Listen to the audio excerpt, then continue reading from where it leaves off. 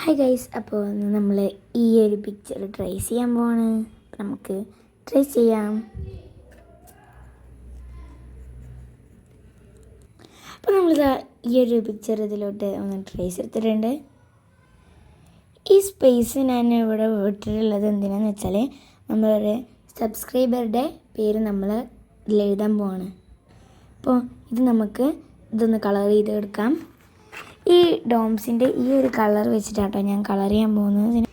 ഇതിൽ 14 പീസാണ് വരുന്നത്. ഇതിൻ്റെ ലിങ്കിന് കിട്ടുകയാണെങ്കിൽ ഞാൻ കൊടുക്കാം കേട്ടോ.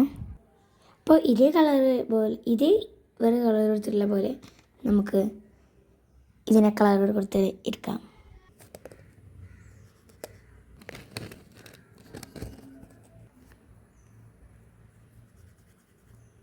ഇനി ഗൈസ് നമുക്ക് ഇവിടുത്തെ ഒരു പീച്ച് കളറാണ് കിട്ടാനുള്ളത്. അപ്പോൾ ആ പീച്ച് കളറ് എൻ്റെ ഇതിലില്ല. അപ്പോൾ ഞാൻ അതിനായിട്ട് അത് ഉണ്ടാക്കണം. നമുക്ക് അങ്ങനെ വിടാൻ പറ്റില്ലല്ലോ. അപ്പോൾ അതിനായിട്ട് ബ്രൗൺ സ്കെച്ച് പെൻ എടുക്കുന്നുണ്ട്.